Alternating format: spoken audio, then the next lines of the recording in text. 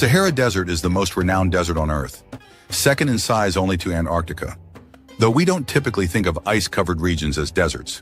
When people imagine a desert, they think of blazing heat, minimal rainfall, and endless stretches of sand. The Sahara fits this image perfectly, spanning an area equivalent to half of Russia or the entirety of Brazil. Interestingly, the Sahara is not just a barren wasteland. Beneath its sands lie significant deposits of gas and oil. The sand dunes in the Sahara can reach staggering heights of 160 to 180 meters, taller than a 70-story building. But what lies beneath this vast, sandy expanse? Why is there so much sand, and has it always been this way? Surprisingly, not too long ago, the Sahara was a flourishing, life-rich region. Something, however, changed drastically. Let's explore the basics. The Sahara stretches 400 to 800 kilometers from west to east and 800 to 1,200 kilometers from north to south, occupying 30% of the African continent. Its total area is a massive 8.6 million square kilometers, which surpasses the size of Brazil. Yet, contrary to popular belief, only 20% of the Sahara is covered by sand. The rest is primarily rocky terrain and cliffs. The sand, rocks, and stones of the Sahara conceal fascinating secrets that scientists have recently begun to uncover. For years, scientists theorized that the Sahara was once a verdant paradise, but lacked definitive proof, until recently. Beneath the desert's sands, researchers discovered a vast reservoir, the remnant of an ancient lake formed about 250,000 years ago when the Nile River breached a low channel near what is now Lake Nasser. This event flooded the eastern Sahara, creating a lake that at its peak spanned more than 108,000 square kilometers, making it significantly larger than Lake Erie and nearly double the size of Lake Michigan. Additionally, a smaller lake of about 48,000 by geologists from the U.S. National Air and Space Museum, led by Ted Maxwell. They utilized radar data from space shuttle missions to detect the contours of these prehistoric lakes beneath the Sahara's sands. The extreme dryness of the desert, combined with the consistent geological structure, allowed the radars to capture detailed images of this hidden prehistoric landscape, revealing one of the Sahara's many secrets. Scientists uncovered fossilized fish remains in sediments approximately 400 kilometers west of the Nile River, at an elevation of about 250 meters above sea level, marking the highest shoreline of a once vast lake. By integrating this data, researchers confirmed that the Nile once inundated the entire Kisiba-Tushka Depression in Egypt, forming a massive lake. The presence of Paleolithic human settlements near the Salima and Tarfawi areas further supports the existence of this ancient lake. For thousands of years, this lake fostered a diverse array of flora and fauna. However, its sudden formation led to its eventual demise, as the water levels receded and evaporated faster than they could be replenished. Over time, the lake dried up, and its bed was consumed by sand. Despite the lake's disappearance, life continued to thrive in the region. Scientific studies indicate that as recently as 5,000 years ago, the Sahara was lush with vegetation and teeming with life. But why was this the case? In 2015, scientists provided a comprehensive explanation. The Nature Communications Journal published a groundbreaking article detailing new research. Using the pulsar-phased ray-type L-band synthetic aperture radar from Japan's ALOS Advanced Land Observing Satellite, scientists discovered the bed of a large ancient river with an extensive network of tributaries. This river, known as the Tamanrosset River, was a massive paleo river believed to have flowed through West Africa as recently as 5,000 years ago, originating from the Atlas and Ahagar Mountains in modern Algeria. Named after the oasis town of Tamanrasset in Algeria, the river and its numerous tributaries spanned over 500 kilometers and emptied into the Atlantic Ocean near Mauritania. In ancient times, the Tamanrosset River Basin was rich in animal and plant life. However, over the course of 2,000 years, the river dried up completely. If it existed today, it would rank as the 12th longest river on Earth. Some scientists speculate that the river may have intermittently appeared and disappeared over the past 245,000 years, a period that coincides with the existence of the ancient lake in the region. Regardless, the Tamanrosset River was a crucial water source that transformed Central Africa into a thriving green paradise. Even today, traces of this ancient waterway remain, feeding the famous oases of the Sahara, with underground currents and reservoirs hidden beneath the sands. The story of the Sahara becomes even more fascinating when we delve deeper into its prehistoric past, millions of years ago. During the Mesozoic era, the waters of the Tethys Sea covered what is now the Sahara. In these ancient waters, ancestors of modern whales, known as Bilosaurus, thrived. Their massive fossilized remains were discovered during excavations at Wadi el-Hitan in Egypt. These bones, preserved on the ocean floor for millions of years, remained undisturbed until the ocean gradually receded and the seabed rose to become dry land.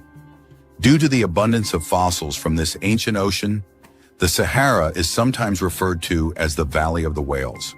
In addition to ancient marine creatures, the Sahara has also yielded the fossilized remains of one of the largest dinosaurs, the herbivorous sauropod. This giant, which measured 32 meters in length and weighed up to 60 tons, was a remarkable discovery that captivated the scientific community. However, even this significant find was overshadowed by the discovery of remains from a previously unknown species of ancient creatures. In 2016, archaeologists made a remarkable discovery in Egypt that captivated the scientific community. Led by Dr. Hesham Solom of Mansour University, a team of Egyptian and American paleontologists unearthed the fossilized bones of a creature named Mansurosaurus. This find caused a sensation, and in 2018, the fossils were officially classified as belonging to a new ancient species and genus, making it a significant breakthrough in the field of paleontology. While the Sahara's rich history of wildlife is fascinating, the most intriguing aspect is how humans managed to survive in these once flourishing regions. To uncover these stories, we must delve beneath the sands of the Sahara. Humans have inhabited the Sahara for thousands of years, adapting to the region's ever-changing climate.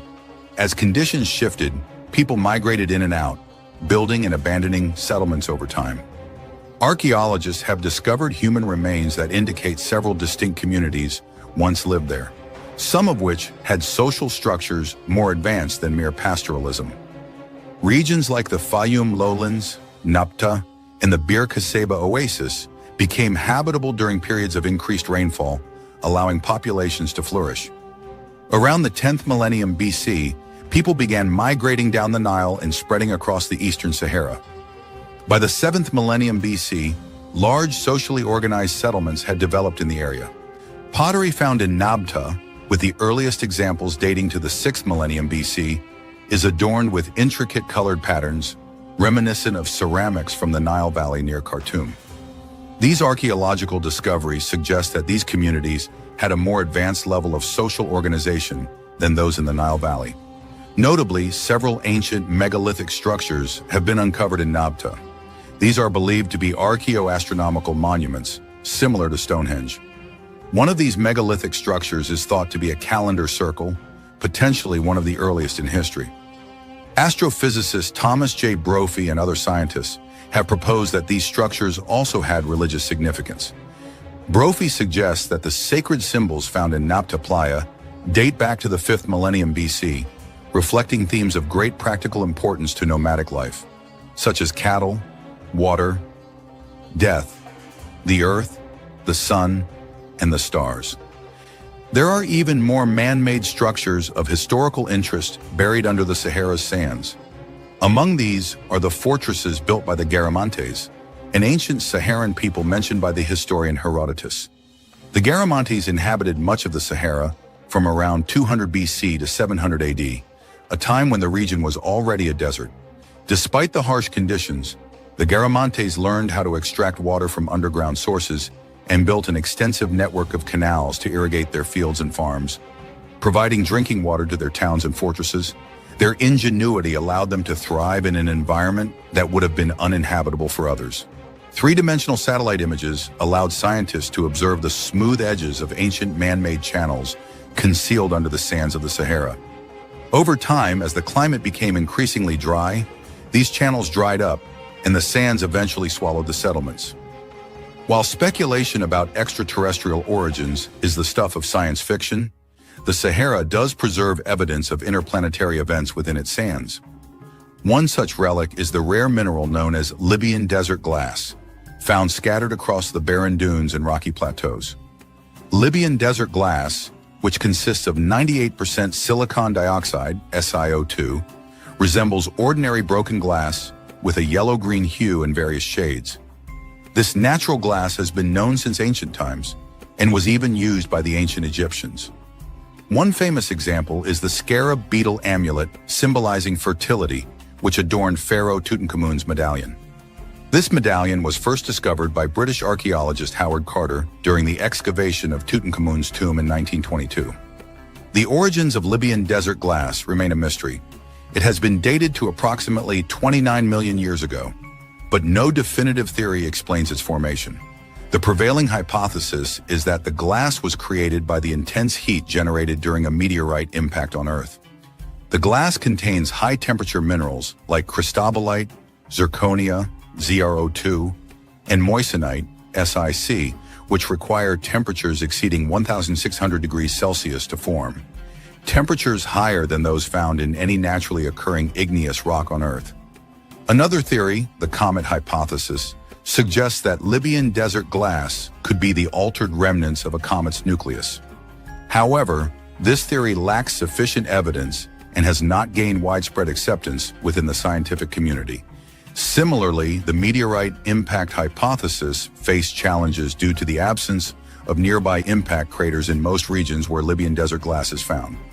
This changed in 2007 with the discovery of the Kibera crater, a 31-kilometer-wide impact site located approximately 100 kilometers from the areas where the glass is typically found.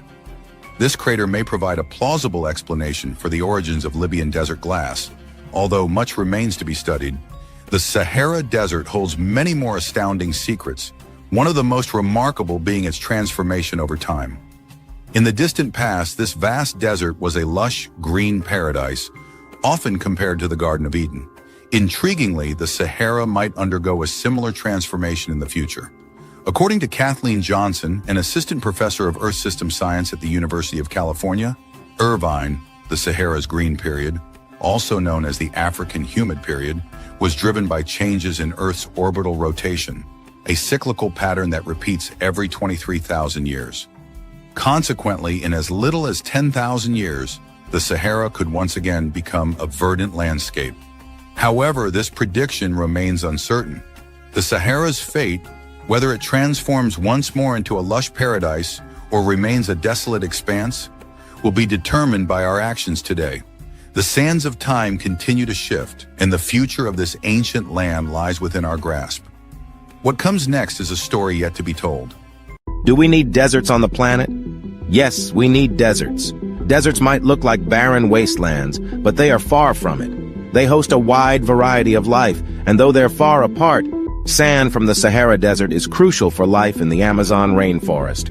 Vast stretches of land covered with sand, having little to no presence of life, and occasional silhouettes of camels on the backdrop of a setting sun across the dunes. These are the kind of images that pop to mind when someone hears or thinks of a desert.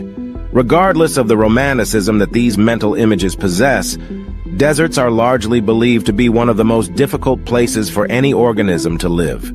Such apparent lifelessness, prevailing harsh environmental conditions, and the depressing emptiness has made people consider deserts to be both ecological and economic wastelands.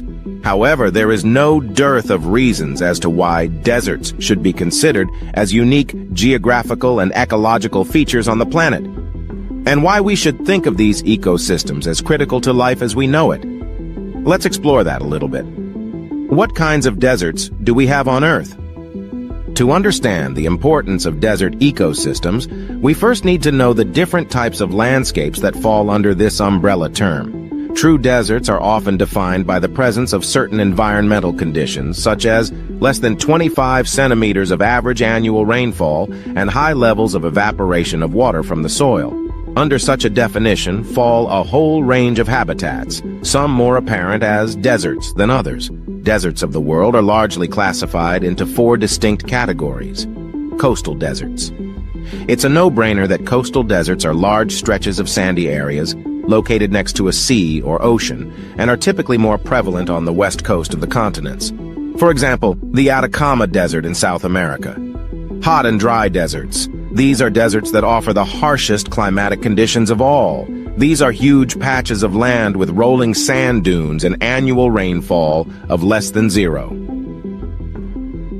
Huyut 2, 20 centimeters, along with a very high rate of evapotranspiration. An example of this is the Sahara Desert in Africa. Semi-arid deserts.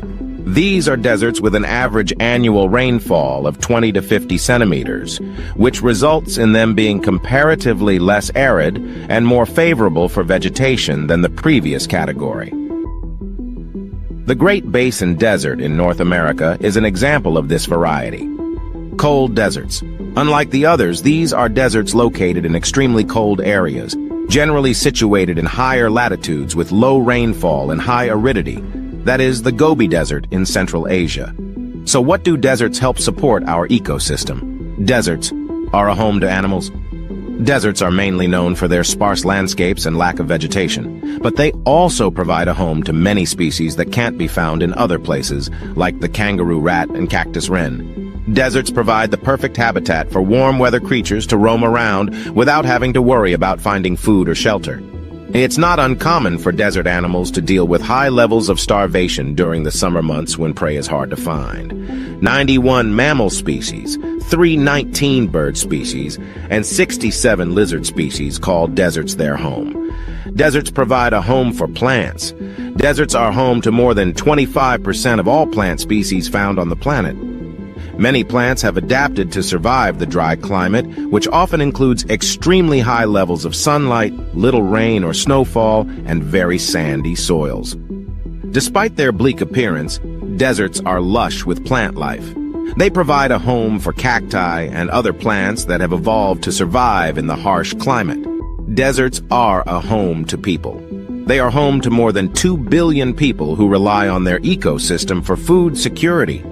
Desert communities have developed their own culture and handicraft items that play a huge role in the local economy and trade with other cultures. They provide a habitable place for us due to the low population density and plentiful natural resources like oil reserves and minerals. Deserts are a good source of minerals. Despite their inhospitable nature, deserts are an important source of minerals. Deserts are known as mineral wastelands, as they have been used as a source of raw materials to make products like bricks, glass, and cement. They contain large deposits of useful minerals such as coal, copper, gold, iron ore, natural gas, and petroleum. Deserts are unique places of adventure. In addition to their mineral value, deserts also have a high rate of endemism for plants and animals. Due to the lack of water and other nutrients found in other habitats, desert species tend to be smaller or shorter than their counterparts in other ecosystems. Deserts are home to some unique creatures like lizards that can store water in their bodies, the camel that can go weeks without drinking water, and small mice that use their large incisors to stay hydrated by chewing on desert plants. Hence, the deserts provide tourists with an opportunity to explore new destinations. Desert vacations are now becoming more popular as people want to experience the desert's barren landscape and unique animals. Deserts are areas of endemism. Desert soils are nutrient poor, which contributes to the scarcity of plant life and animal species. The low rainfall, lack of water, and vegetation make them good places for scientists to research endangered species and their habitats. Deserts are located in just about every corner of the planet. They are found near the equator, in temperate regions, at higher elevations, in grasslands, in areas with high rates of precipitation, areas with extreme heat, and along rivers. Deserts are key for ecological studies. Deserts are especially good for studying the effects of climate change on animal life. Because deserts are mostly isolated from other habitats, their plant and animal species aren't as affected by outside factors like humans or deforestation. Deserts are also key study areas for scientists looking to research how different species of plants and animals can survive in harsh environments. Deserts are home to many interesting creatures that have adapted to the climate. Humans rely on desert ecosystems for survival as they provide shelter, energy, minerals, and trade opportunities. The deserts of the world are of great importance to the planet and its people. Deserts. In the age of humans, despite all these critical services that deserts provide, they haven't been spared from non-sustainable exploitation by humankind. Deserts harbor 13 of the 15 major mineral deposit types, as well as a considerable amount of mineral oil and natural gas. Many of these resources are harvested in a non-environmentally friendly manner, which leads to the overall degradation of these ecosystems. Large-scale mining, habitat conversions, and the establishment of solar power plants have all been done in the name of making deserts productive lands. However, these choices, coupled with climate change, have already affected the ecosystem in many detrimental ways. Currently, deserts are one of the most fragile and threatened ecosystems on Earth. Although the expansion of deserts into arid or semi-arid zones is alarming for the planet, a complete loss of deserts is neither wanted nor beneficial for the planet. The absence of deserts will not only impact global biodiversity in the form of species extinction, but will also bring catastrophic changes to the life and livelihood of the billion people who inhabit these spaces and impact the global economy. So as we said at the beginning of the video, yes, we need deserts. Thanks for watching. To stay updated on the latest discoveries, make sure to subscribe to my channel and turn on notifications. Imagine standing on the edge of a vast, unending desert, hiding a secret that could change everything we know. Picture this, the Sahara Desert, a boundless sea of golden sand stretching out as far as the eye can see. It's a place where the scorching sun reigns supreme, a place of relentless heat and howling winds. But beneath this harsh and unforgiving landscape lies a mystery that has been waiting to be unveiled. A team of intrepid scientists embarked on an expedition drawn to the Sahara by its enigmatic allure. Equipped with state-of-the-art technology and driven by insatiable curiosity, they set out to explore the uncharted depths of this desert. Every grain of sand could be a key, every dune a hidden door to a world unknown. The first signs of an unusual discovery began to take shape. The readings from their instruments were unlike anything they had encountered before. The data was perplexing, almost unbelievable. It was as if the desert itself was whispering secrets into their ears. Secrets that spoke of a time long forgotten. A sense of mystery and suspense hung in the air as thick and palpable as the desert heat. The scientists found themselves standing on the precipice of the unknown. Every new piece of information only deepened the enigma, and with each passing moment, the anticipation grew. The Sahara, known for its barren emptiness, was beginning to reveal a side of itself that no one had ever seen. Among the endless dunes, a story was being unearthed, a tale that had been silent for millennia. The desert was no longer just a desert. It was a puzzle waiting to be solved, a riddle begging to be answered. Every gust of wind, every shift in the sands seemed to resonate with the heartbeat of a secret that could redefine our understanding of the world, a secret that could change everything we thought we knew. The question loomed as vast and as profound as the desert itself. What could possibly be hiding under the sands of time?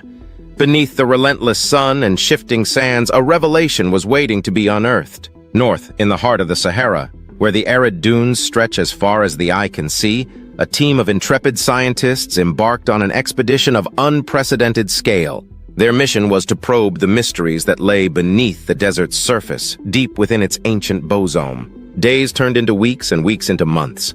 The relentless desert sun bore down on them. The sands shifted beneath their feet, and the winds howled around them like a chorus of spectral voices. Yet they persevered, driven by the tantalizing promise of discovery. Their tools were simple yet effective, ground-penetrating radar to peer beneath the earth, handheld shovels to scrape away centuries of accumulated sand, and their own indomitable will to uncover the truth. Every day was a battle against the elements, a test of their resolve.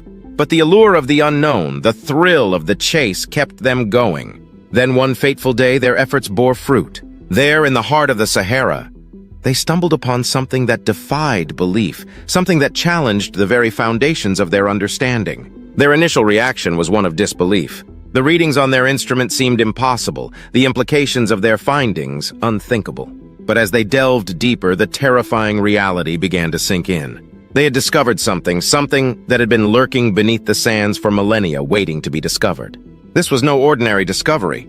This was something that had the potential to change everything. It was a revelation that challenged established scientific theories, a find that could rewrite history. The sheer magnitude of the discovery was overwhelming. The implications terrifying. As news of the discovery spread, the world held its breath. Scientists and laymen alike grappled with the implications. What could it be? What did it mean? The answer to these questions would have to wait for another day. A discovery so terrifying it sent shivers down the spines of the toughest scientists. The revelation that emerged from the depths of the Sahara was unlike anything anyone had seen before. Brace yourselves as we delve deeper into the mystery that has sent shockwaves through the scientific community. Imagine, if you will, walking into a room filled with darkness, armed with nothing but a small flashlight. This is akin to our understanding of the Earth, a place we call home, but know so little about. In the heart of the Sahara Desert, a region often associated with desolation and emptiness, scientists have stumbled upon a discovery that has turned our understanding of the Earth on its head. Beneath the seemingly endless stretches of golden sand and scorching sun lay a vast network of underground rivers and lakes, a hidden aquatic world that defies all known geographical and environmental norms. But it wasn't just the existence of this subterranean water system that was startling. It was what these waters concealed that truly shook the scientific community to its core. In the depths of these underground waters, scientists found an array of never-before-seen life forms, species that had evolved in complete darkness, isolated from the outside world for millions of years. But here's the terrifying part. These life forms exhibited characteristics unlike any known terrestrial species.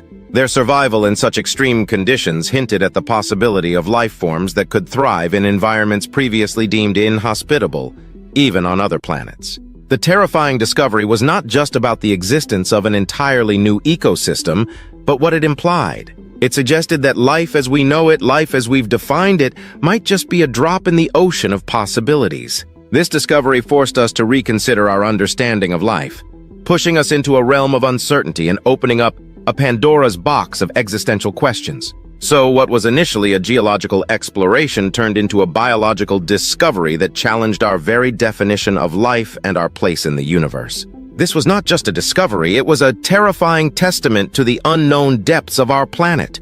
The world stood still as the horrifying truth from beneath the Sahara began to sink in. Imagine the Sahara, a vast expanse of sand and solitude, hiding a secret so monumental that it shakes the very foundations of our understanding.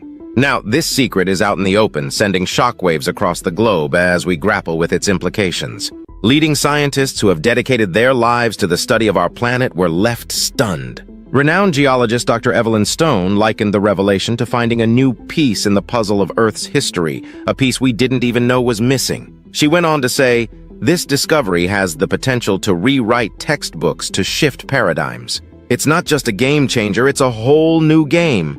But what does this all mean for us, the non-scientific layman? Well, let's paint a picture. Imagine waking up tomorrow and finding out that the world is not round, but square.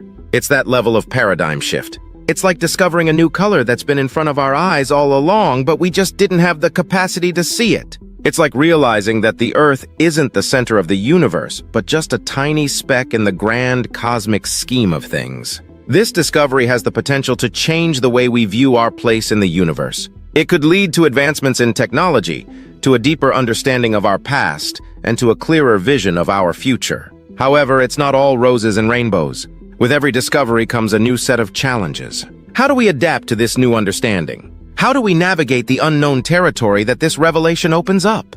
And perhaps most importantly, what other secrets is our planet hiding as we stand on the precipice of this new era? The world looks different. It feels different, because it is different.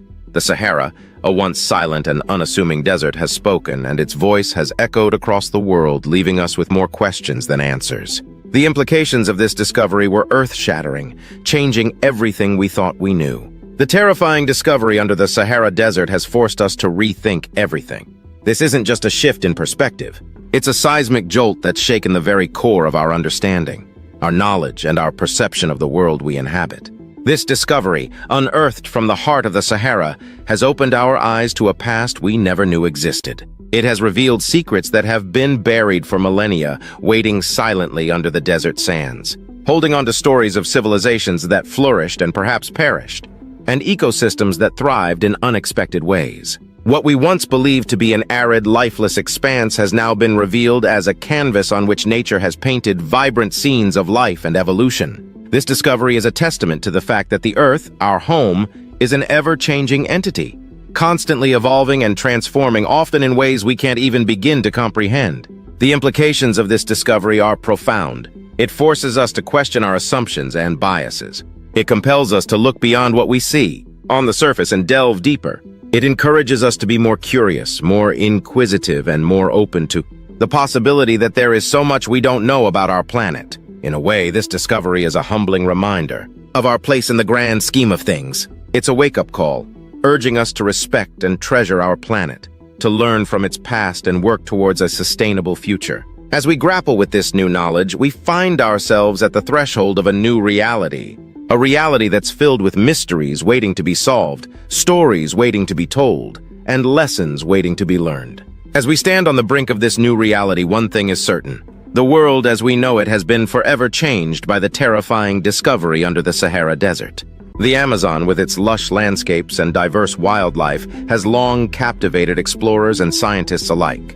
But my friends, what if I told you that hidden within this paradise is a secret so startling that it's sending shockwaves through the scientific community? What could be lurking beneath the surface of this seemingly serene wilderness? Scientists, armed with cutting-edge technology and an insatiable curiosity, have been delving into the mysteries of the Amazon rainforest. As they peel back the layers of greenery, they've stumbled upon a discovery that challenges our understanding of this vast ecosystem. What could it be that has left even the most seasoned researchers wide-eyed with astonishment?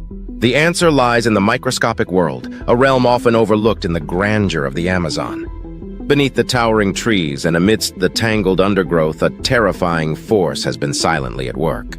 Hold on, because we're about to uncover the hidden truth that has left scientists trembling. As we delve deeper into the heart of this chilling revelation, the very fabric of the Amazon rainforest unravels to expose a hidden nightmare.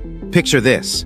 A group of intrepid scientists, armed with microscopes and determination, embark on a journey to reveal the secrets concealed within the very essence of the rainforest. What they uncover sends shockwaves through the scientific community and leaves us questioning the equilibrium of this once thriving ecosystem.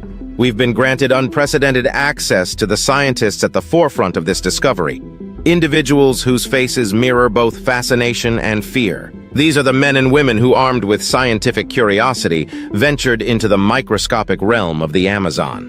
What did they find that has left even the most seasoned researchers on edge? The answer lies in a microscopic predator, a silent assassin that has been preying on the unsuspecting inhabitants of the rainforest. The microscopic predator, previously unknown to science, reveals itself as a true terror of the unseen. These tiny but potent creatures disrupt the very foundation of the rainforest's delicate ecosystem. They operate as silent invaders, casting a shadow over the intricate dance of life that has unfolded for centuries beneath the towering canopy. Our investigative journey takes us closer to these minuscule menaces.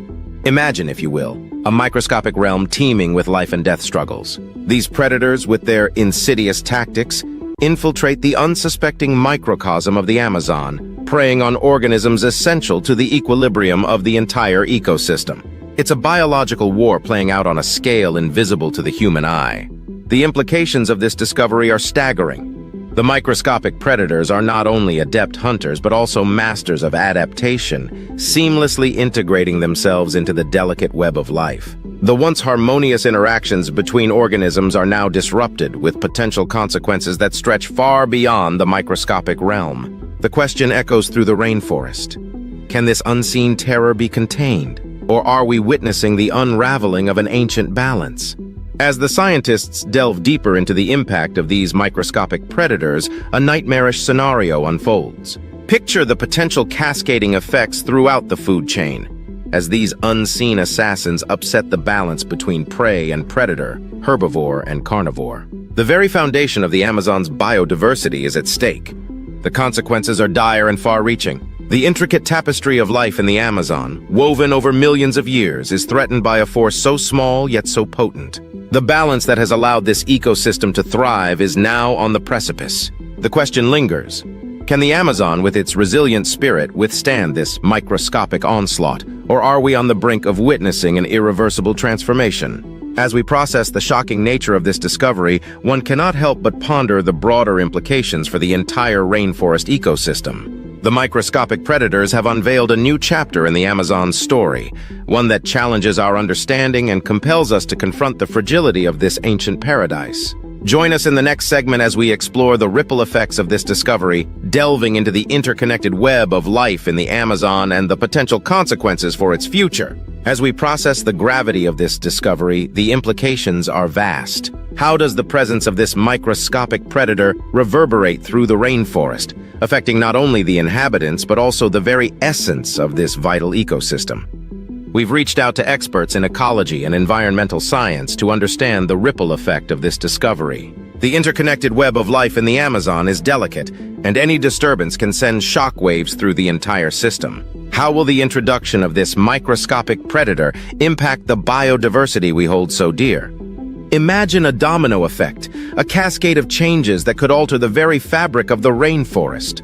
From the smallest insects to the largest predators, every creature plays a vital role.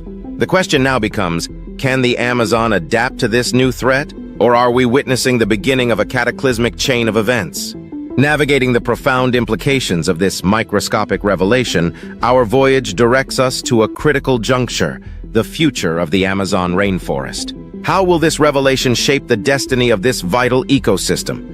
Are we standing on the precipice of an ecological crisis, or can our understanding of this discovery guide us towards solutions that preserve and protect the Amazon? Our exploration into the potential consequences of the microscopic predators leaves us at a crucial juncture.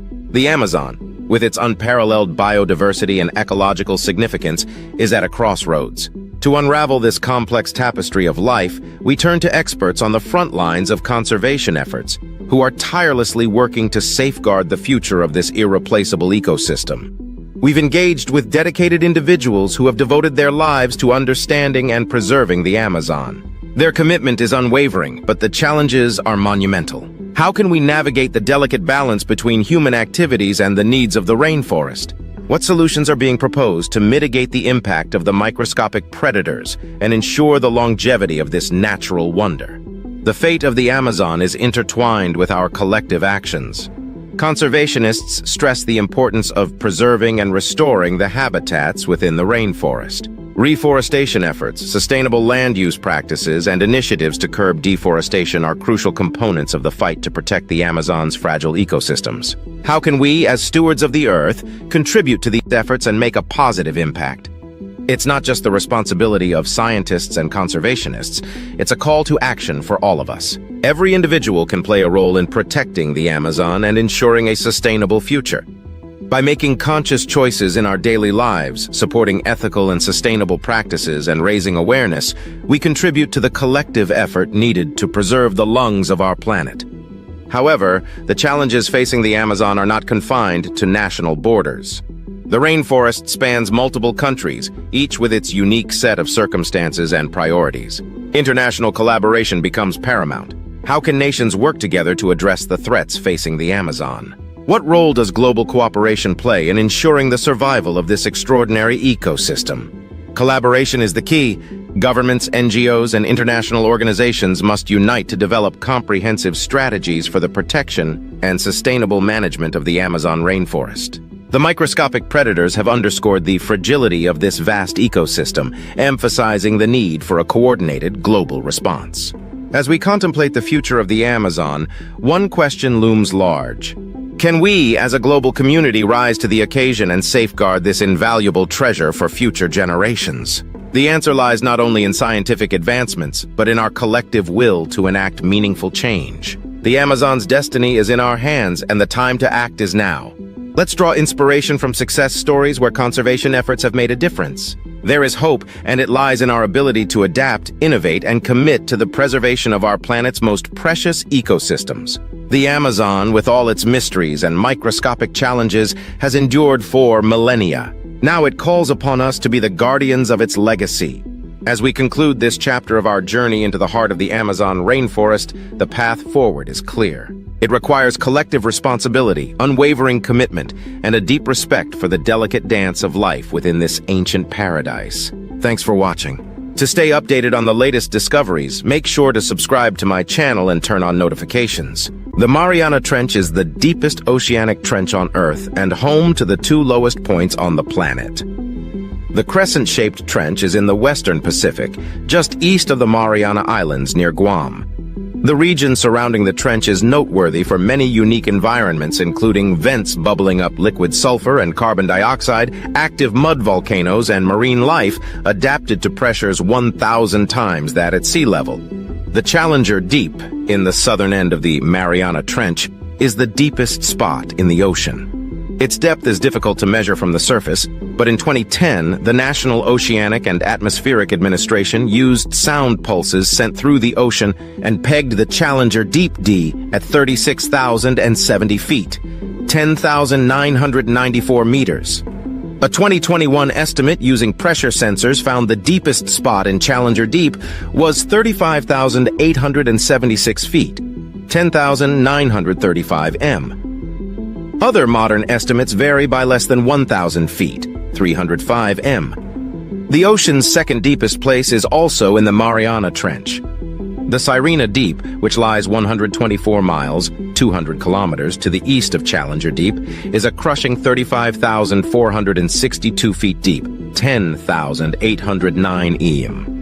By comparison, Mount Everest stands at 29,026 feet, 8,848 m above sea level, meaning the deepest part of the Mariana Trench is 7,044 feet, 2,147 m deeper than Everest is tall.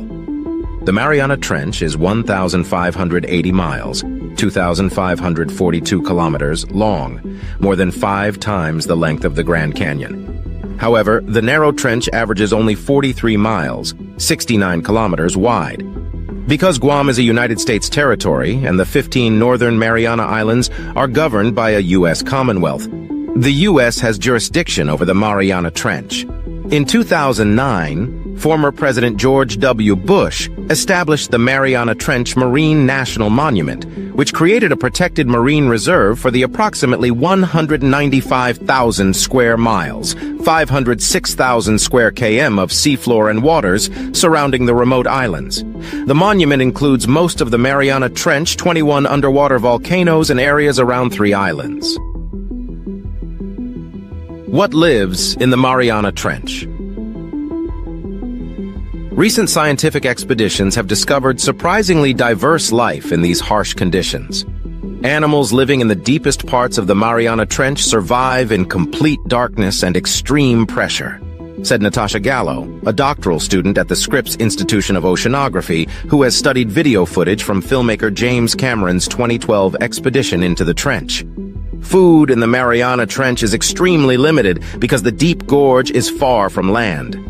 Terrestrial plant material rarely finds its way into the bottom of the trench, Gallo told Live Science, and dead plankton sinking from the surface must drop thousands of feet to reach Challenger Deep.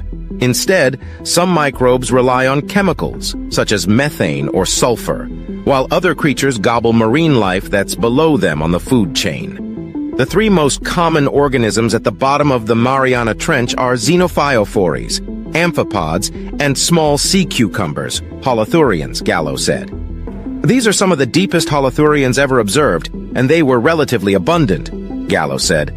The single-celled xenophyophores resemble giant amoebas, and they eat by surrounding and absorbing their food. Amphipods are shiny, shrimp-like scavengers commonly found in deep-sea trenches. How they survive down there was a bit of a mystery because amphipod shells dissolve easily in the high pressures of the Mariana Trench. But in 2019, Japanese researchers found that at least one species of the Mariana Trench dwellers uses aluminum extracted from seawater to shore up its shell. During Cameron's 2012 expedition, scientists also spotted microbial mats in the Sirena Deep, the zone east of the Challenger Deep. These clumps of microbes feed on hydrogen and methane released by chemical reactions between seawater and rocks. One of the region's top predators is a deceptively vulnerable-looking fish. In 2017, scientists reported they had collected specimens of an unusual creature dubbed the Mariana snailfish, which lives at a depth of about 26,200 feet, 8,000 m. The snailfish's small, pink, and scaleless body hardly seems capable of surviving in such a punishing environment. But this fish is full of surprises, researchers reported in a study published that year in the journal Zootaxa. The animal appears to dominate in this ecosystem, going deeper than any other fish and exploiting the absence of competitors by gobbling up the plentiful invertebrate prey that inhabit the trench, the study authors wrote. Is the Mariana Trench polluted? Unfortunately, the deep ocean can act as a potential sink for discarded pollutants and litter. In a study published in 2017 in the journal Nature Ecology and Evolution, a research team led by scientists at Newcastle University in the United Kingdom showed that human-made chemicals that were banned in the 1970s are still lurking in the deepest parts of the ocean. While sampling amphipods, shrimp-like crustaceans, from the Mariana and Kermadec trenches, the researchers discovered extremely high levels of persistent organic pollutants, POPs, in the organism's fatty tissues.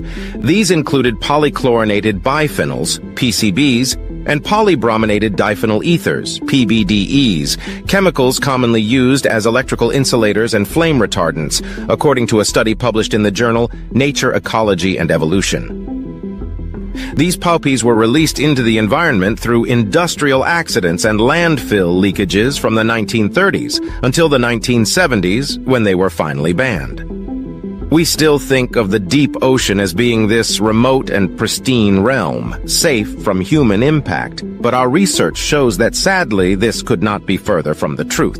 Lead study author Alan Jameson, a senior lecturer in marine ecology at Newcastle University, said in a statement, "In fact, the amphipods in the study contained levels of contamination similar to that found in Suruga Bay, one of the most polluted industrial zones of the Northwest Pacific. Since POPs cannot degrade naturally, they persist in the environment for decades, reaching the bottom of the ocean by way of contaminated plastic debris and dead animals.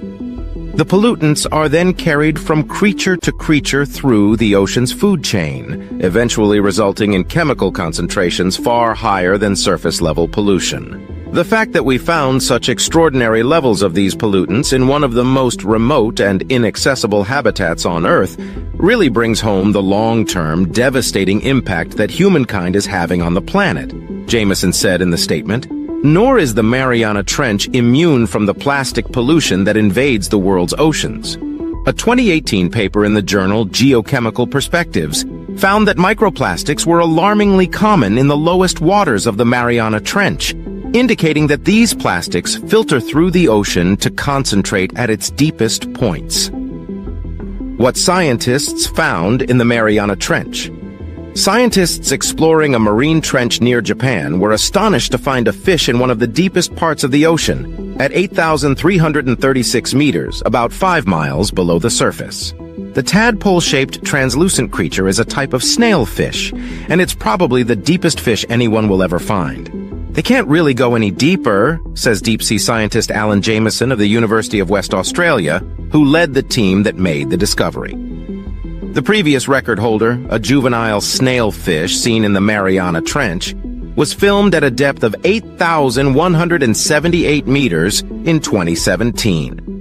Fish withstand the high pressures of extreme depths because of compounds called osmolytes in their cells. Osmolyte concentrations increase at greater depths to ensure that fish cells don't shrink too much at such bone-crushing pressures, but these compounds reach their maximum concentration at around 8,400 meters. So that's the theoretical limit of fish physiology. If anyone does find fish deeper than this, it will not be by much, Jameson says. Ichthyologist Prasanta Chakrabarty, curator of fishes at Louisiana State University's Museum of Natural Science, is impressed that the fish, a species in the genus Pseudoliparus, could survive so far down, where the water pressure is 800 times that of the surface. At that depth, everything from gas exchange for breathing to nearly every physiological function seems impossible, he says. I can barely swim to the bottom of a swimming pool without my ears popping. Jameson's team discovered the snailfish in August 2022 at the bottom of the Izu-Ogasawara Trench, near the main islands of Japan. The team was using crewed and uncrewed underwater vehicles to explore deep ocean trenches, and the Izu-Ogasawara connects in the south to the deepest, the Mariana Trench. The deepest parts of the Japanese trench are slightly warmer than the Mariana, reaching about 1.7 degrees Celsius, 35 degrees Fahrenheit, Jameson says. The warmer water seems to be why the snailfish survive. Osmolytes are less effective at low temperatures, and these snailfish are living near the edge of what's possible. The difference is a fraction of a degree, so we wouldn't care, Jameson says, but it makes a difference to marine animals. To photograph the fish, researchers on board the DSSV pressure drop sent down a lander, an autonomous underwater vehicle equipped with cameras, lights, and batteries, along with a weight to carry the contraption to the sea floor. The researchers used landers that carried dead fish as bait, deep-sea crustaceans ate the bait, and the snailfish came to eat the crustaceans. The lander that made the finding photographed a single juvenile snailfish at 8,336 meters. Though the team couldn't identify the type of snailfish, two others from the species Pseudoliparus belyaevi were caught in baited traps nearby, at a depth of 8,022 meters. More than 400 species of snailfish are known from shallow waters to extreme depths, and each species adapts to where it lives, Jameson says. Each trench has its own snailfish in it, he says. Once they've evolved to cope in a trench, they cannot decompress to get from one trench to another. In an email to Scientific American, ichthyologist Dahiana Arkila, curator of marine vertebrates at the University of California, San Diego's Scripps Institution of Oceanography, noted the part played by technology in the discovery. Rovers and landers will gain a deeper understanding of the unexplored regions of our planet's oceans, she wrote. Thanks for watching. To stay updated on the latest discoveries, make sure to subscribe to my channel and turn on notifications. These explorers spent weeks in Antarctica searching for a long-lost ship, sending underwater robots deep below the ice, hoping to make polar history.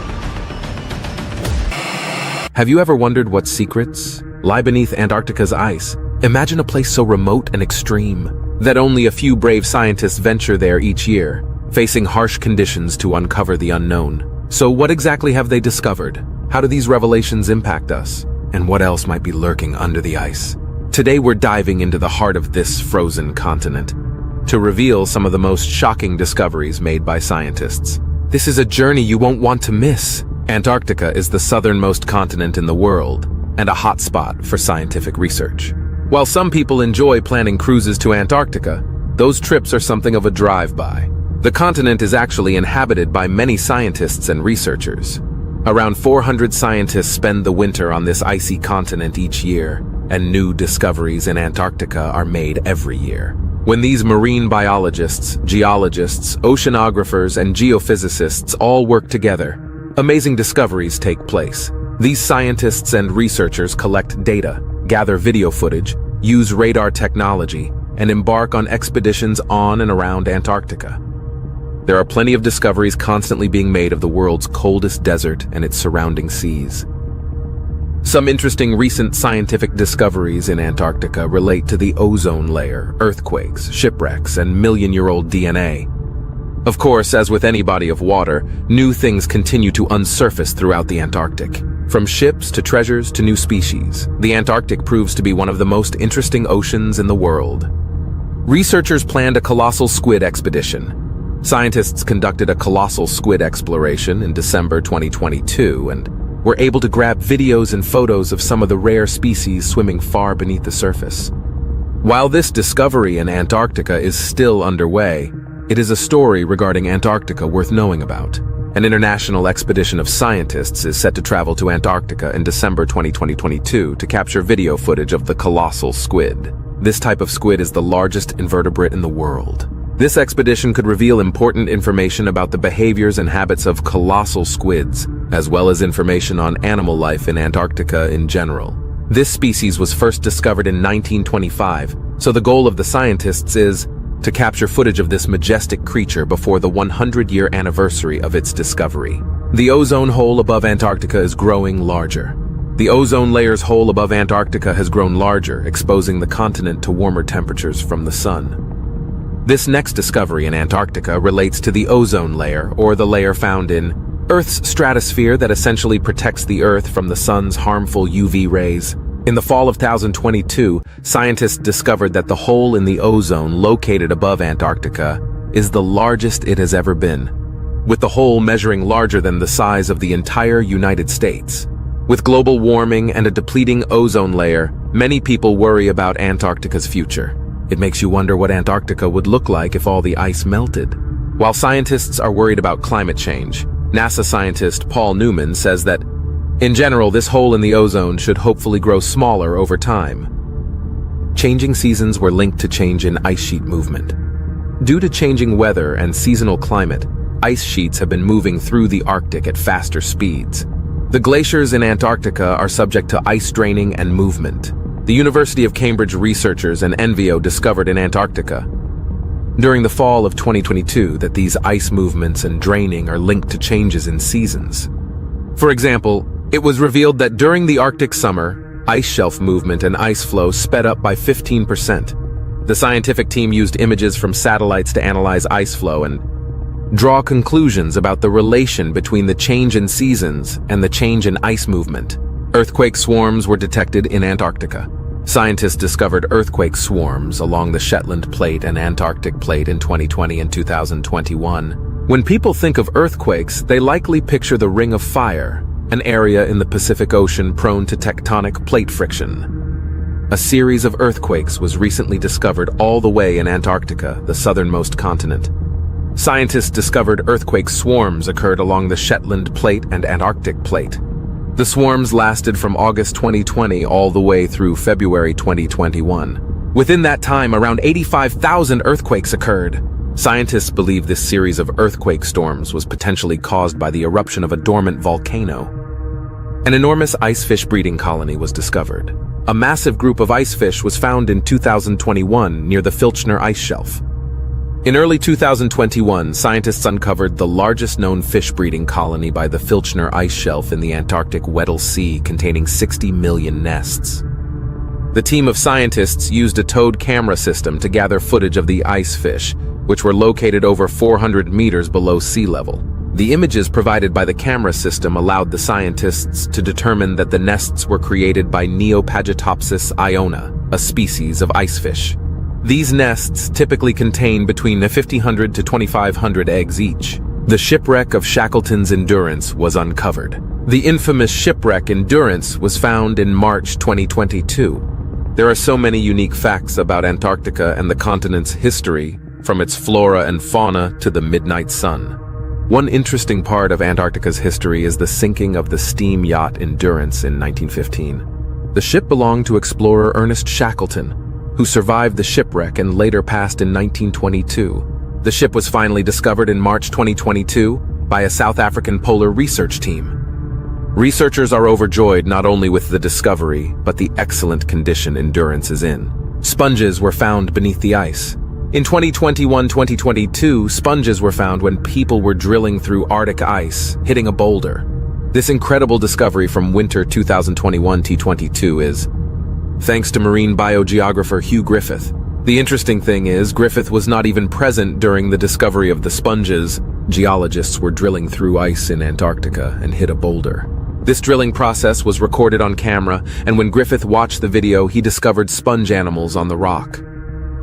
Griffith believes these sponges to be stalked sponges. There are other animals living on the rock that have not yet been identified, but scientists do know there are sponges present. Million-year-old DNA was discovered. In the fall of 2022, scientists uncovered million-year-old DNA in the Scotia Sea, just north of the continent. In the fall of 2022, scientists discovered million-year-old DNA in Antarctica. A University of Tasmania and University of Bonn study discovered this DNA in the Scotia Sea, located just north of the continent of Antarctica. The ancient sediment that was discovered is now the oldest marine DNA found from seafloor sediments. This DNA will be analyzed and studied by scientists, as it will tell us a lot about the polar marine ecosystem, as well as how climate change may affect Antarctica. A large lake was found beneath Antarctica's largest ice sheet. According to researchers, sediment from over 34 million years ago was also discovered in the area. Speaking of million-year-old DNA, a recent lake was found in Antarctica that scientists believe could possess sediment from over 34 million years ago. In the spring of 2022, a Chinese aircraft spotted this hidden lake behind a canyon and below an ice sheet. The lake has since been named Lake Snow Eagle, Lake Snow Eagle was discovered using radar technology to look beneath the ice sheet.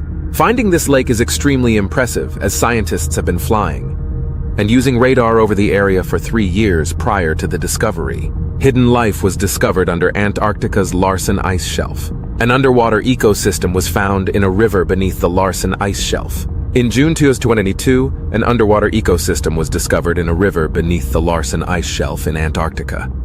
This discovery was made by New Zealand scientists when they drilled through the shelf and filmed the icy water below.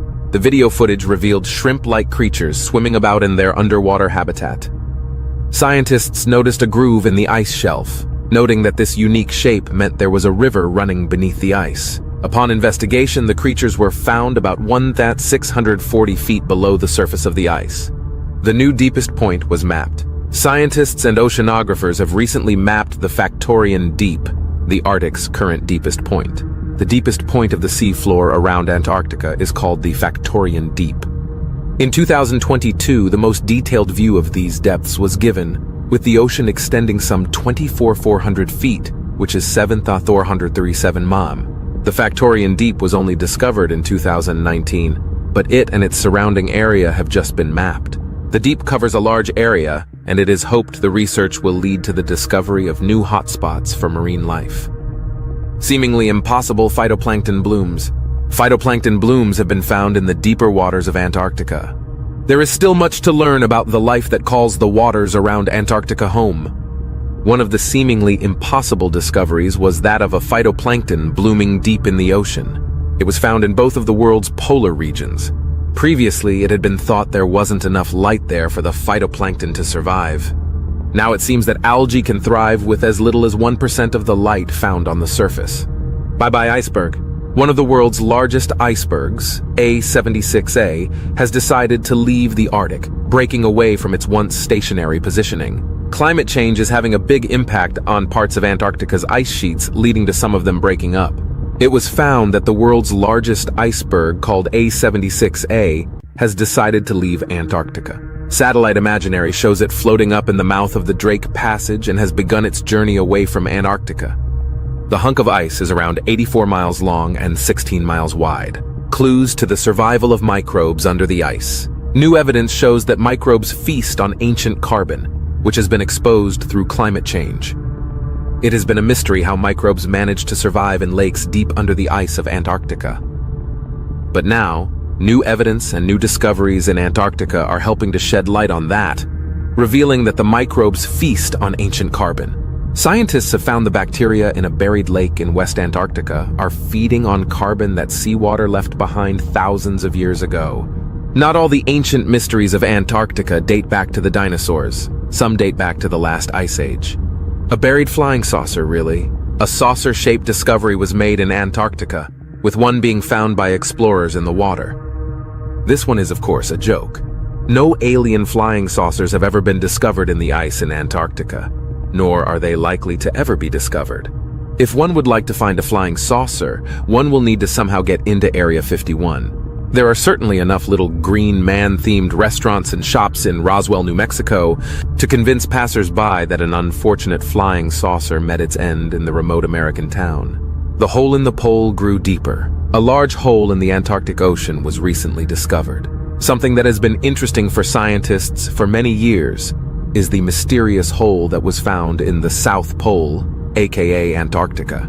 A mysterious hole larger than Maryland has reappeared in the middle of Antarctica after 42 years. Of course, this could simply be the ice shifting and changing due to heat and climate changes, but it's still an oddball discovery.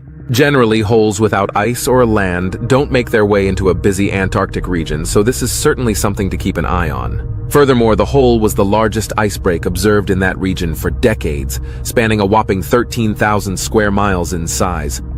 This is projected to get larger as the ice melts and moves, so we'll keep with that story. We hope you found these discoveries from Antarctica's hidden secrets. To stay updated with our latest videos, please subscribe and turn on the notification bell. Share your thoughts and suggestions for future topics in the comments below. Explore our channel for more amazing content.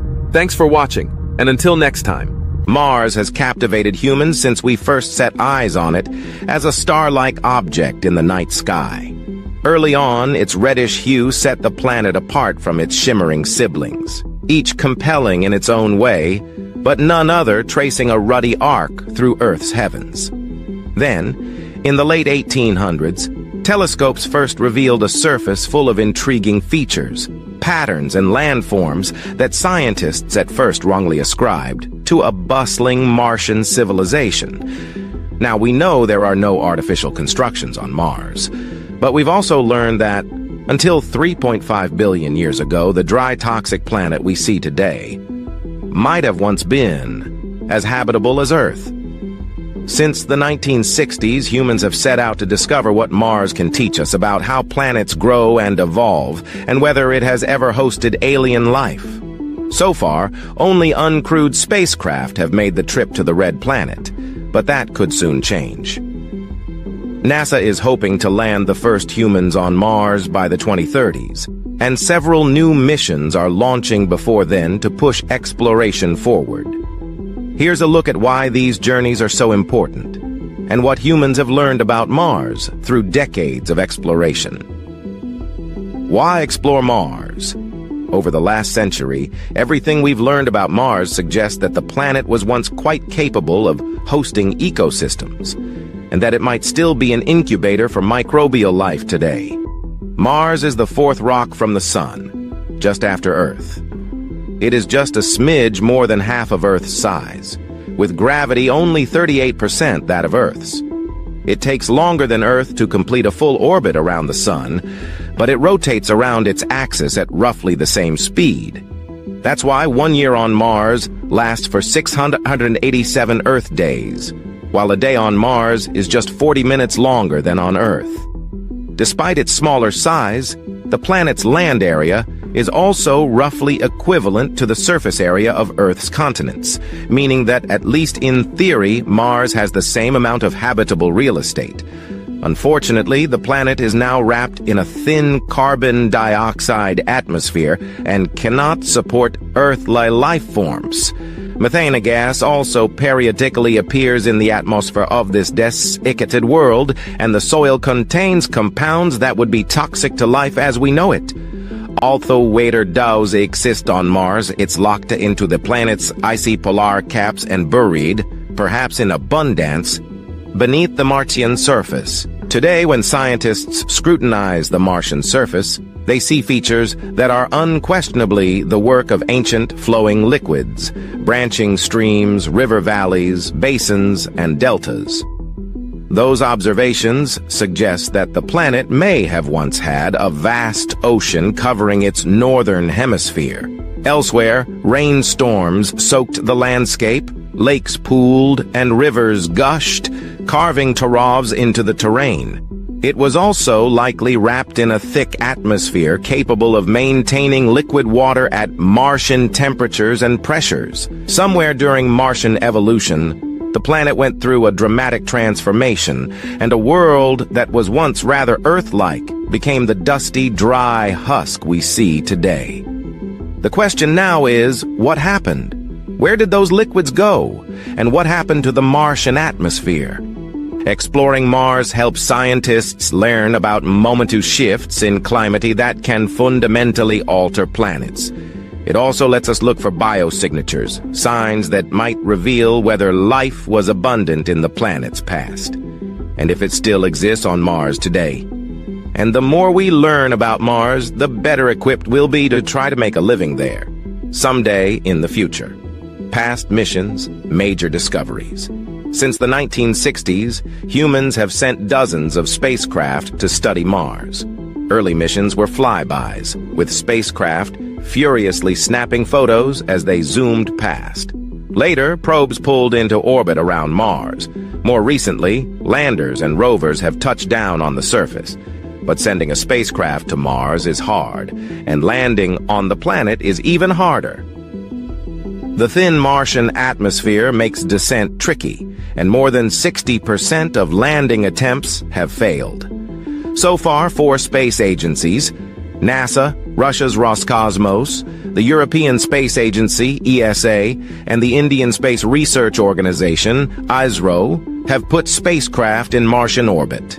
With 8 successful landings, the United States is the only country that has operated a craft on the planet's surface. The United Arab Emirates and China might join that club if their recently launched Hope and Tianwen-1 missions reach the Red Planet safely in February 2021. Early highlights of Mars missions include NASA's Mariner 4 spacecraft, which swung by Mars in July 1965 and captured the first close-up images of this foreign world. In 1971, the Soviet space program sent the first spacecraft into Martian orbit. Called Mars 3, it returned roughly 8 months of observations about the planet's topography, atmosphere, weather, and geology. The mission also sent a lander to the surface, but it returned data for only about 20 seconds before going quiet. Over the subsequent decades, orbiters returned far more detailed data on the planet's atmosphere and surface, and finally dispelled the notion, widely held by scientists since the late 1800s, that Martian canals were built by an alien civilization. They also revealed some truly dramatic features. The small world boasts the largest volcanoes in the solar system and one of the largest canyons yet discovered, a chasm as long as the continental United States. Dust storms regularly sweep over its plains, and winds whip up localized dust devils. In 1976, NASA's Viking 1 and 2 became the first spacecraft to successfully operate on the planet's surface, returning photos until 1982. They also conducted biological experiments on Martian soil that were designed to uncover signs of life in space. But their results were inconclusive, and scientists still disagree over how to interpret the data. NASA's Mars Pathfinder mission, launched in 1996, put the first free-moving rover, called Sojourner, on the planet. Its successors include the rover's Spirit and Opportunity, which explored the planet for far longer than expected and returned more than 100,000 images before dust storms obliterated their solar panels in the 2010s. Now, 2 NASA spacecraft are active on the Martian surface. InSight is probing the planet's interior, and it has already revealed that Mars quakes routinely rattle its surface. The Curiosity rover, launched in 2012, is also still wheeling around in Gale Crater, taking otherworldly selfies and studying the rocks and sediments deposited in the crater's ancient lakebed. Several spacecraft are transmitting data from orbit: NASA's Maven orbiter, Mars Reconnaissance orbiter, and Mars Odyssey, ESA's Mars Express, and Trace Gas orbiter, and India's Mars orbiter Mission. Together, these missions have shown scientists that Mars is an active planet that is rich in the ingredients needed for life as we know it: water, organic carbon, and an energy source. Future of Mars. Exploration. Once every 26 months, Earth and Mars are aligned in a way that minimizes travel times and expense, enabling spacecraft to make the interplanetary journey in roughly half a year. Earth's space agencies tend to launch probes during these conjunctions, the most recent of which happens in the summer of 2020. 3 countries are sending spacecraft to Mars during this window. The United Arab Emirates, which launched its Hope spacecraft on July 20th and will orbit Mars to study its atmosphere and weather patterns. China, which launched its Tianwen-1 on July 23rd, and the United States, currently targeting July 30th for the launch of its Perseverance rover. Perseverance is a large, 6-wheeled rover equipped with a suite of sophisticated instruments. Its target is Jezero Crater, site of an ancient river delta and a likely location for ancient life forms to have thrived. Once on the surface, Perseverance will study Martian climate and weather, test technologies that could help humans survive on Mars, and collect samples from dozens of rocks that will eventually be brought to Earth. Among its goals is helping to determine whether Mars was or is inhabited, making it a true life-finding Mars mission. All of the robotic activity is, of course, laying the groundwork for sending humans to the next world over. NASA is targeting the 2030s as a reasonable time frame for setting the first boots on Mars and is developing a space capsule, Orion, that will be able to ferry humans to the moon and beyond. Private spaceflight companies such as SpaceX are also getting into the Mars game. SpaceX CEO Elon Musk has repeatedly said that humanity must become a multi-planetary species if we are to survive. And he is working on a plan that could see 1 million people living on Mars before the end of this century. Soon, in one way or another, humanity may finally know whether our neighboring planet ever hosted life, and whether there's a future for our species on another world. Thanks for watching. To stay updated on the latest discoveries, make sure to subscribe to my channel and turn on notifications. While Earth is honestly the best place for us to live in the solar system, what about other options? While human space exploration has expanded for decades, we have still been limited to this planet, its orbit, the ISS and other space stations, and past missions to the moon as of June 2023. Crewed missions to the moon are scheduled to begin next year. But Mars has been on the horizon for decades as the closest planet to our own. While it's not identical to Earth, human habitation is possible. So let's dive into 10 reasons to colonize and live on Mars.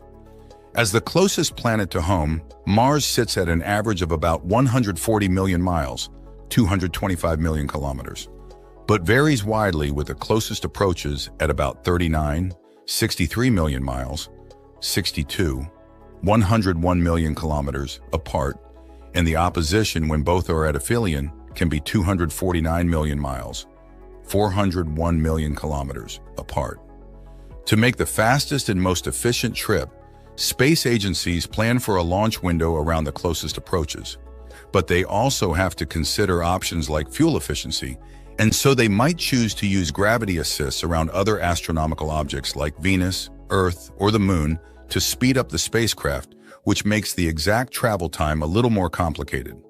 In general, a crewed mission to Mars would likely take about 6.5–8 months one way.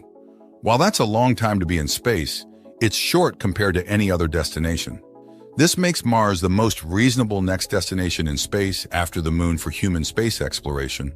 While Venus is closer, extreme temperatures, atmospheric pressure, and toxic atmosphere make it uninhabitable for humans, even though recent research suggests conditions may be favorable for bacteria in certain altitudes of its atmosphere.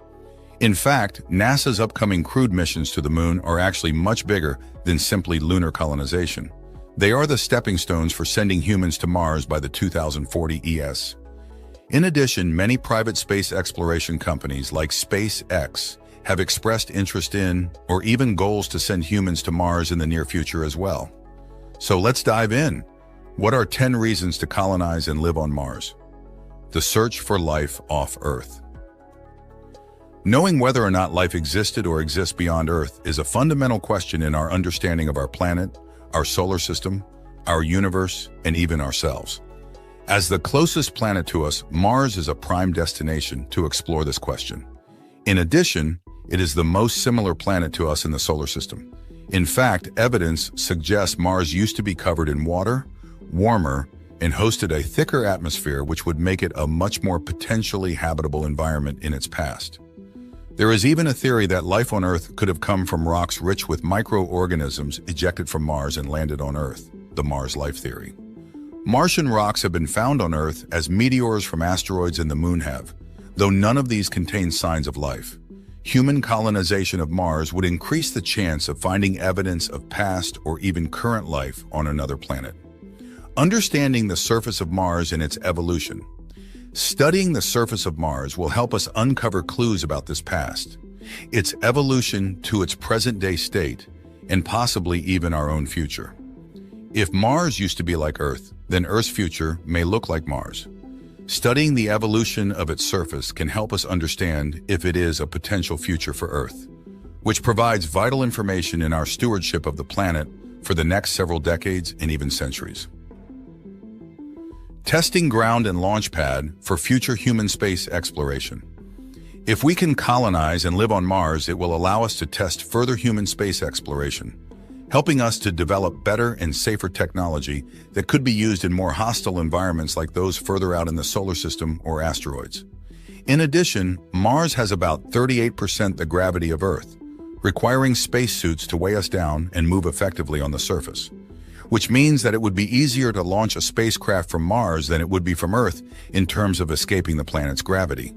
It could prove to be an efficient spaceport for missions to the outer solar system due to this, and the fact that it is slightly closer to those targets than we are.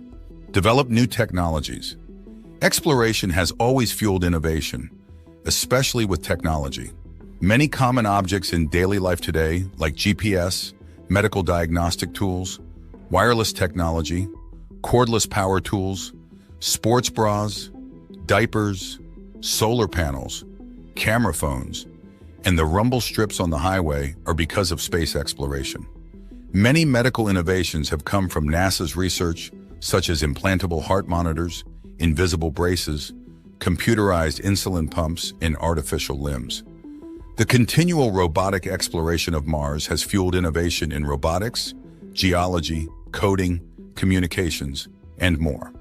In the words of Mary Roach in Packing for Mars, if it's cordless, fireproof, lightweight and strong, miniaturized, or automate, chances are good NASA has had a hand in the technology. The challenge of sending humans to live on Mars will push us to create new innovations that will not only help the Mars dwellers, but us here at home. When the space race started, most people wouldn't have even dreamed of some of the technology we have today because of human space exploration. Who knows what we will create in the service of living on Mars that will have a daily impact on future generations, both there and here. Encourage space tourism. We've talked about the current feasibility and cost of going to space today, including after you've died, along with the pros and cons of space tourism in general.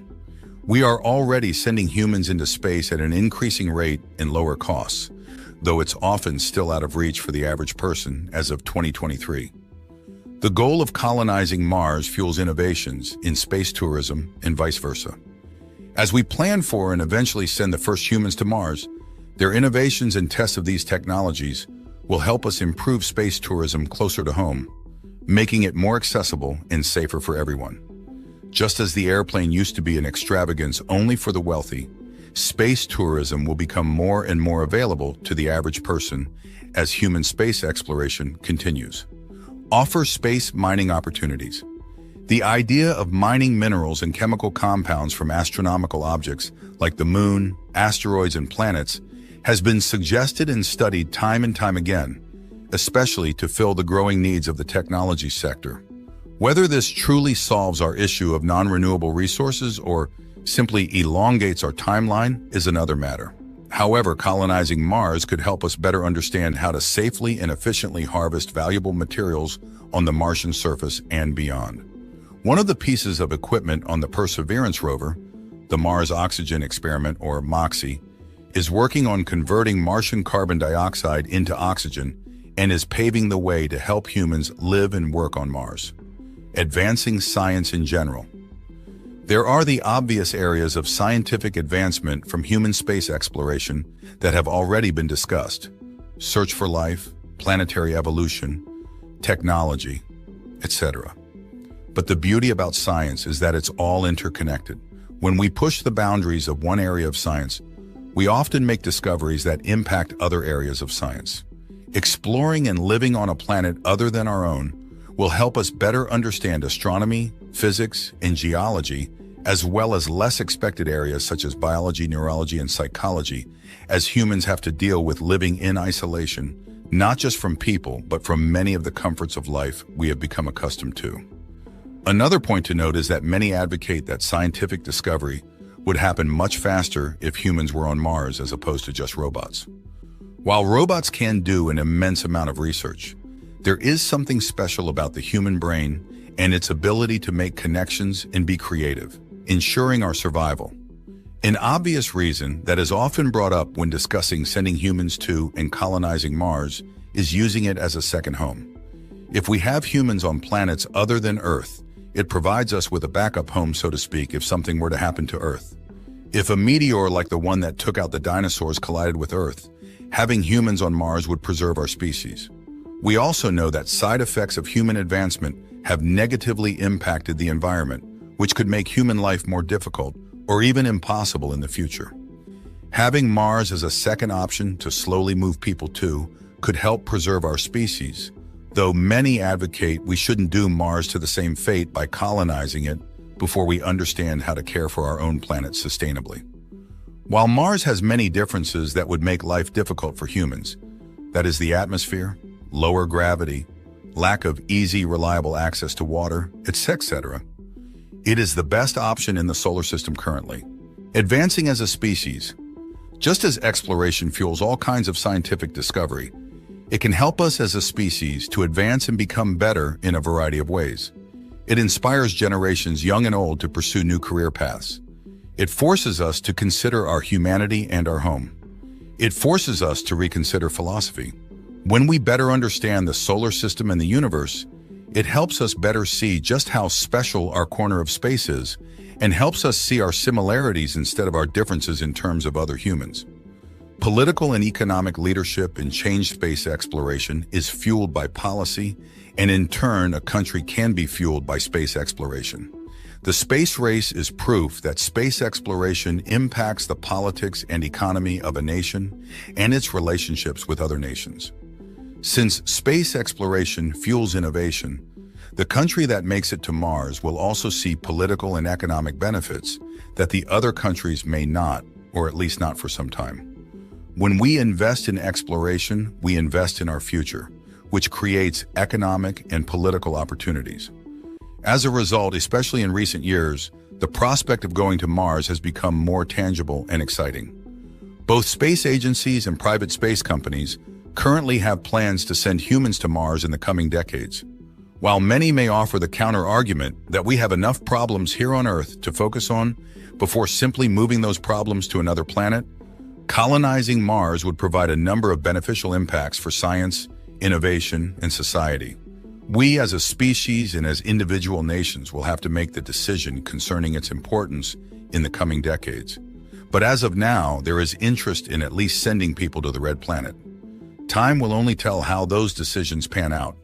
But for now, it's exciting to consider the possibilities and benefits of human colonization of another planet. Imagine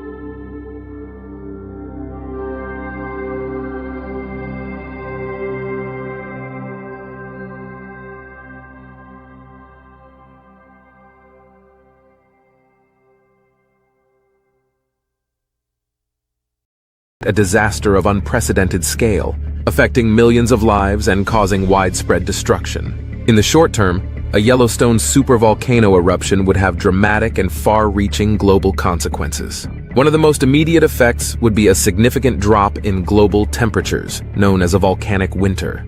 The massive amount of ash and sulfur dioxide ejected into the atmosphere would block sunlight, leading to a temporary cooling of the Earth's surface. This sudden drop in temperature could last for several years, disrupting weather patterns and leading to severe climatic changes. Agriculture would be heavily impacted by the volcanic winter.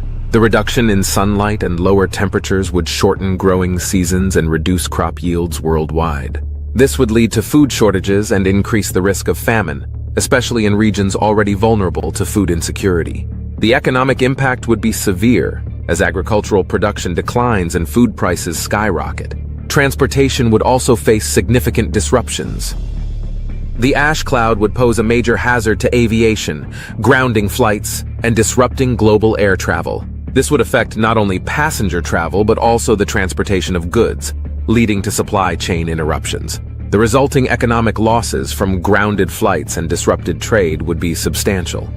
Health issues would arise from the widespread ashfall. Inhaling volcanic ash can cause serious respiratory problems, particularly for individuals with pre-existing conditions such as asthma or chronic bronchitis. The ash would contaminate water supplies, leading to further health risks from drinking and using contaminated water.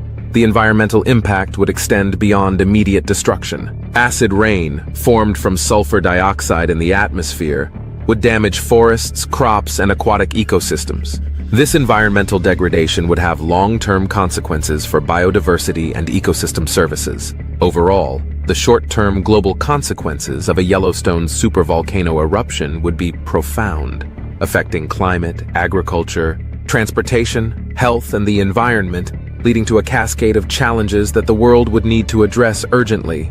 The long-term global consequences of a Yellowstone supervolcano eruption would be profound and enduring, impacting various aspects of life and the environment for decades, if not centuries. One of the most significant long-term effects would be the persistent climatic changes resulting from the massive injection of volcanic gases into the atmosphere. The sulfur dioxide released would combine with water vapor to form sulfuric acid aerosols, which can remain in the stratosphere for years. These aerosols reflect sunlight away from the Earth, leading to prolonged cooling known as volcanic winter. The last major eruption of Yellowstone, which occurred approximately 640,000 years ago, caused global temperatures to drop by several degrees, and a similar event today could result in substantial cooling, disrupting climate patterns worldwide. This prolonged cooling would have devastating impacts on global agriculture. Shorter growing seasons and reduced sunlight would lead to consistent crop failures, causing widespread food shortages and increasing the risk of famine. The agricultural sector would struggle to adapt to the new conditions, leading to economic instability, especially in countries heavily reliant on farming. The decline in agricultural productivity would also impact the global economy, causing food prices to rise and exacerbating inequalities between different regions. The environmental impacts would be equally severe. Ecosystems that rely on specific climatic conditions would be disrupted, leading to loss of biodiversity. Forests, wetlands, and other natural habitats would suffer from acid rain, which is formed when sulfuric acid aerosols return to the Earth's surface. This acid rain would damage vegetation, soil, and water bodies, further stressing ecosystems already struggling to adapt to the new climate.